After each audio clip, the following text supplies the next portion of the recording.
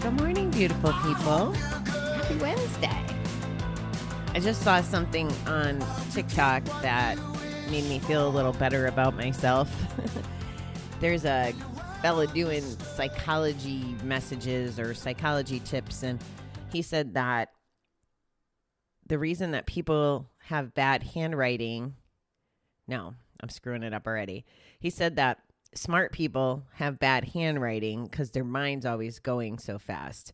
So I officially feel like a genius. Wow, can't talk, because my handwriting's horrible. I think it also explains my overthinking because I want to be on the next thought instead of the one I'm on. So I'm gonna chew on that today. I just discovered this 5 minutes ago. All right, today's reading. We couldn't actually have a name I could read this morning with the quote. It's Fedor Mikhailovich Dostoevsky. I guess if I'm going to keep trying to be a public speaker with my podcast, I need to work on how I read. Forget how my handwriting is. Anyway, his quote is, "If they dare not forgive, what becomes of harmony?" We may think we're being noble when we refuse to forgive ourselves for the things we did in the past, but this false humility is often another form of denial. If we truly accept the addiction is a disease we did not ask for, then we are willing to forgive ourselves. If we still think it's a matter of willpower and strength of character, then of course we won't forgive ourselves for not being strong enough or smart enough. And if we don't think well enough of ourselves to forgive, how well do we treat others? Accepting our human limitations is a major step in recovery. Now, we don't expect ourselves to be all-powerful. We've surrendered to powerlessness and came to believe a higher power will help us. We don't have to do it all alone, and we don't have to be perfect. Now we can accept, forgive, and love ourselves with our faults. We can find harmony. Today I recognize I have a disease. Help me accept my powerlessness. Wow. When I first read the quote, I thought they were going to talk about forgiving other people. Maybe that's where my mind is at. I really appreciate how they're saying this. You know, forgiving ourselves is really, really important. One of the things that I talk about all the time is my universe, you know, putting me on this path so that I could be here today and so that I can do all the things that I'm dreaming of doing that hopefully will have an impact on the suffering gambling community and the people that it impacts. So I found my harmony in accepting that. And as I talked about doing my step work with you guys, I also released a lot of the guilt and the negative feelings associated with my past actions when I did my step 4 work and treatment. I hadn't really, I guess I never really identified it as forgiveness per se. I've always struggled with the fact that it's called a disease. I'm just probably coming around to that the last couple years where I can frame it that way and feel okay about it. And I think it's because the way I'm independent and the way I perceive myself and the standards I give myself, and this, by the way, is a character defect. Maybe it's a strength at times, but it's also a defect. But I've always framed it as, oh, well, saying it's a disease is an excuse. And that means I'm letting myself off the hook. And as I learned more about the fact that gambling wasn't my identity, it wasn't all of Bobbie. It was part of Bobbie, and it was part of my identity, and it was part of my actions. It was a behavior. It didn't make me a bad person, you know.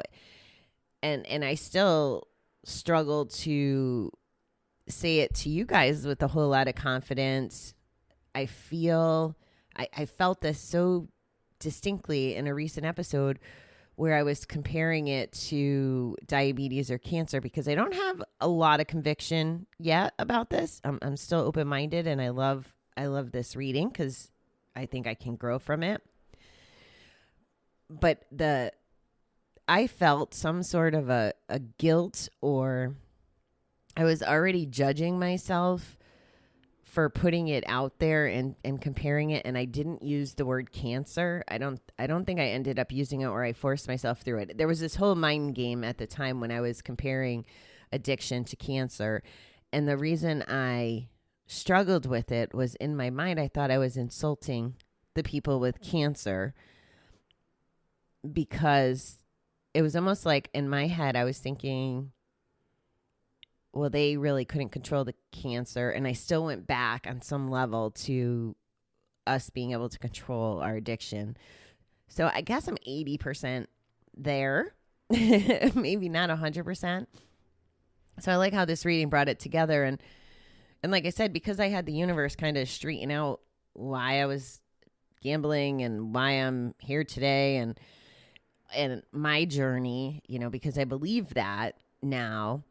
I think for someone who maybe isn't ready to buy into the higher power stuff, I think that this reading could help them, because it takes some of the burden off. Granted, it says that they're surrendering their powerlessness and that their HP will help. But even if you just, I don't know, wrote it down. What if you wrote down all the things that you wanted to hang on to, and you write them down and you tear it up or burn it up or save it? I don't care, but do something. If you write them down and get them out of your system, and then they're not like bottling up your, I don't know, pathways. I'm making this up kind of as I go along, but I'm visualizing it. If we just download all of that stuff and just clear some room, so that we know that we deserve to be loved and that there's more to it than just blame. And because hanging on to all that negative stuff is going to just set us up for, I think, for relapse, for being, they use the term dry drunk. And my interpretation of a dry drunk is someone who is abstaining from the behavior. However, they're still showing the attributes of someone in addiction, like that whole mess last week with my brother. It's not that he was using, but he was acting like a dry drunk. I don't know that he was drugging or drinking. He was just, sorry about that. I thought I would sneeze off air. He was just acting like someone who was using, and it really genuinely felt that way as a receiver of what he was putting out. So if we download the things that we're trying to hang on to that are holding us back, and again, writing it down, videoing yourself, recording yourself, doing something to help let some of that go, I think it's a good way to move forward. And I love that it says, once we can accept, forgive, and love ourselves, we can find, with our faults, we can find harmony. And that's just it. We're not going to be perfect. I mean, nobody's perfect. And whether you're an addict or anybody, we're just not perfect. We weren't built to be that way. So that was, I think that I'm going to have to reflect on that, and we'll see what pops into my brain after chewing on that a little bit. I am going to do something I've never done before today. I was invited by Bernie. I can't remember what episode he was on, somewhere maybe in the 20s. He invited me to a meeting to speak today, and it's funny, I didn't think about this, but Chuck had said it when I interviewed him that he had never told his whole story. And I don't think I've ever told my whole story in one sitting quite like this. In rehab, we did do a story, but it kind of we had to break it down in timelines, and the counselors could kind of tear it apart. That's bad language, because it wasn't a mean thing, but they dug deeper, and you did it in front of 20 other people. It was pretty It was pretty deep. I probably should have paid attention to someone else's story to be clued in on how the world would turn out. But anyway, it was a different dynamic, to tell it in that fashion. So today will be interesting, and I was thinking about it a couple minutes ago going, okay, do I have to write an outline or notes or whatever? And because I often speak and then think, oh, sugar, I should have said this, I will make a couple bullet points. I think I'll start out chronological, but there's some peace for me knowing that whatever I'm supposed to say is what I will say, because that's the way the universe will have it. And having that kind of calmness, it takes away the worry and stress, which wouldn't serve me. It's a great opportunity to meet some new people. And as I'm digging through the classwork that I'm doing and soul searching that I'm doing, I'm coming to believe and find that they ask you to look for your superpower. And I believe that one of my superpowers is my journey, essentially, but also like the fact that I have exposure to the center, the fact that I've been an inpatient and been to GA meetings, and that I'm mindful of other people's perspectives on recovery. I guess if I was to say I preached and I had a foundation on one thing that I absolutely wouldn't give on, it would be that you're open-minded to all forms of recovery. And I think that that's one of my superpowers. I think that other folks that have found what works for them, they're very passionate about it, and it might be in different buckets. But the other thing that kind of excites me is the fact that I'm outgoing and I'm a female in this environment. And this is no dig on the men or anything. As you can see, I associate with a lot of men based just on my guests. I haven't had a female gambler interview yet. And it's not because we're in the minority in numbers. I believe the last statistic I read, and you have to take them all with a grain of salt, is that gambling has kind of shifted to 52% women and 48% men. Again, I won't argue the stats with you. I'm just sharing something that I came across recently. So is it that there's less female gamblers to interview? No. I think that women process their emotions different, and maybe from what I've seen and heard in the rooms and at rehab, I think that the shame and the guilt is heavier for women, or maybe they process it different. But at any rate, one of my abilities is to be a female in this community with a voice. So even in GA meetings, women definitely will speak, but the ones who are kind of introverted or proud, it's just not as dominated by women, I guess. And it's not that I'm trying to dominate. I'm trying to let other women know that it's okay. So anyway, we will see how my talk goes. I kind of digressed a little. Go figure. We will see how that goes today. I'm looking forward to it. And I'm grateful that Bernie's given me an opportunity to share. So it'll be interesting to see what comes out of my mouth. And who knows, you guys may hear more about it depending on what I uncover. All right. Well, have a great day. I will talk to you guys tonight.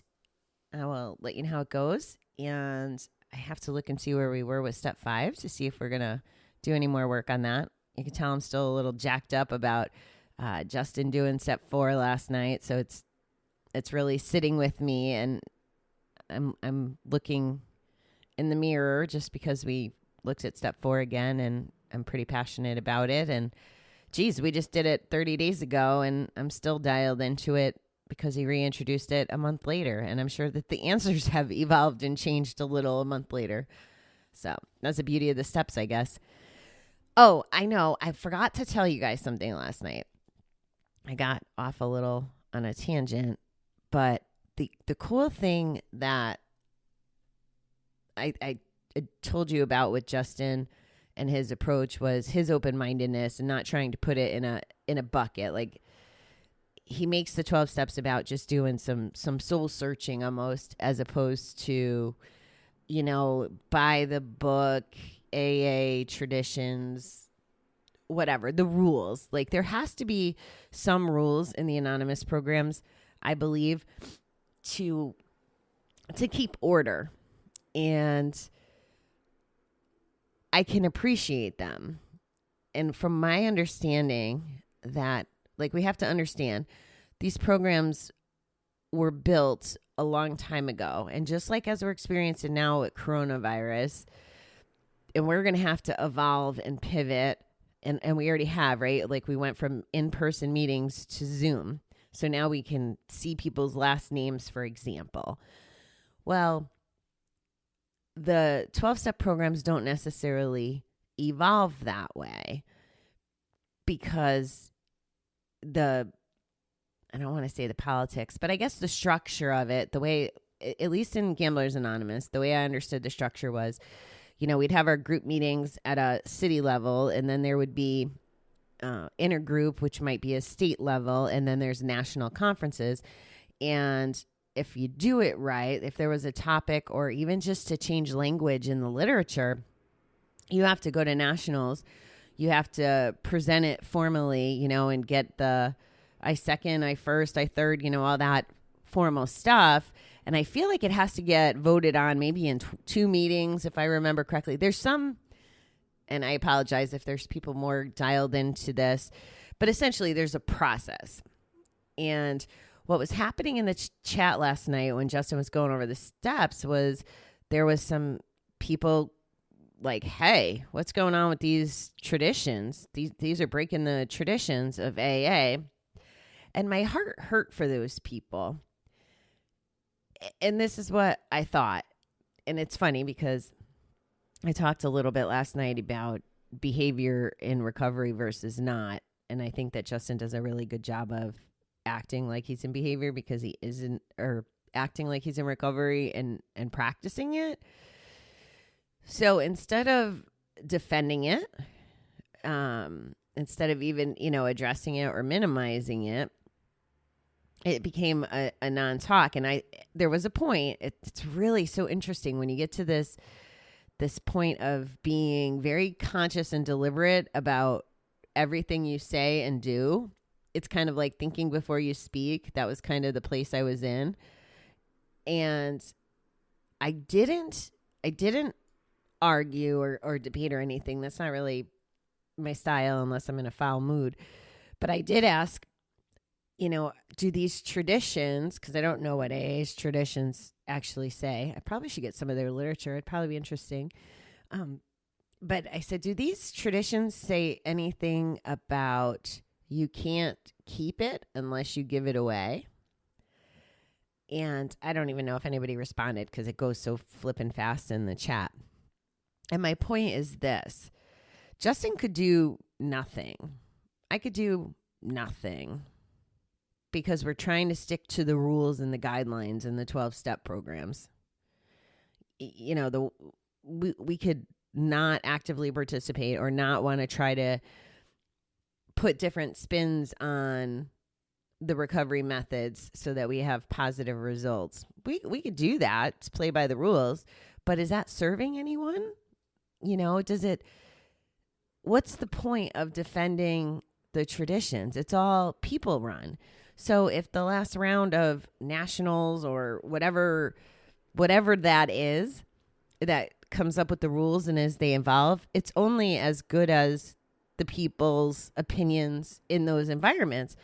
And I'll tell you, and I'm not saying this as a dig, it's just something that's very, I'm very aware of it here from a demographic standpoint. In this community, this GA community, it's very heavily male dominated. And then to break it down next, I would say it's even older men dominated. And if like one of the local, and I can't think of the word, but So let's say that the people who have time to go to a conference, and I've never been to a conference, so I don't know what it's made up of. And in Kansas City, our rep was a female lawyer who was about my age, maybe a little older. And then there was a man who was maybe 50, another working professional, and then a retiree woman. So we had a little bit of a mix, and it just goes against what I just said about the men kind of being more dominant and GA. I guess that's location to location, because Kansas City, we did have a nice female representation, although still not as big as the men. But anyway, where I'm going with this is, so let's say that the people who have time and resources to go to a conference to make these decisions, let's say the demographic works out to be a lot of retirees or, people who have time.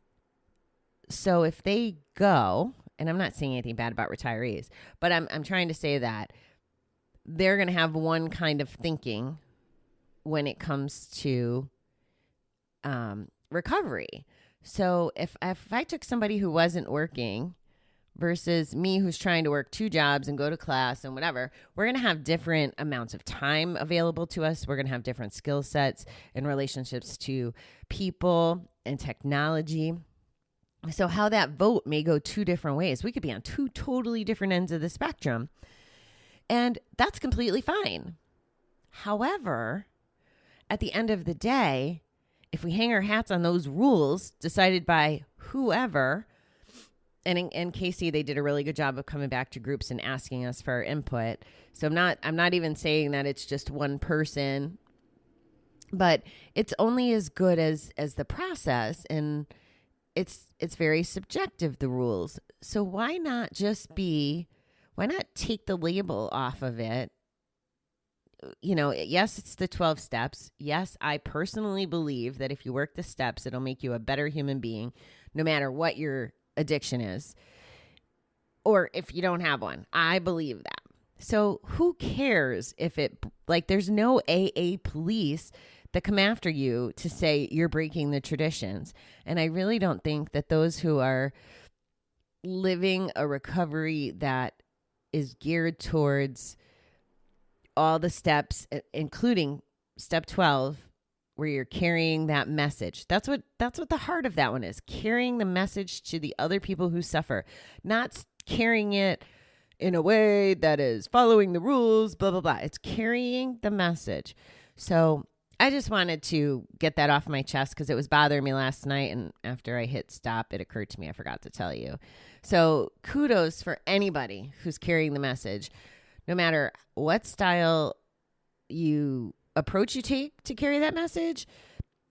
As long as you're trying and you're doing it with a good heart and trying to do good and not harm and letting people make up their own minds. I love that, Justin did address some people may not like his step work on his, he's on the same platform as his music. And he's like, well, if you came for a song, come back on a different night when I'm playing music. Tonight's my recovery night.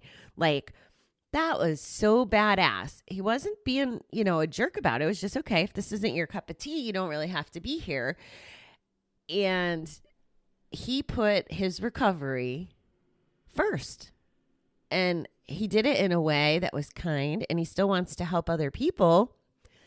So I just thought there was some beauty in that. And, I don't know. I love his approach and his style, and I can't wait to get as sassy and badass as him, because he just makes me smile and makes me happy, and he's bold and authentic, and he just really doesn't give a shit what people think. And I still struggle with that a little. So when I grow up, I want to be like Justin. I don't want to sing, and I don't think anybody can compare to his voice anyway, because I'm just starting to really understand how magical his voice is the more I listen to him. Okay, ran over, long episode. Happy Wednesday. All right, gangs, enjoy your day. I will let you know how my talk goes.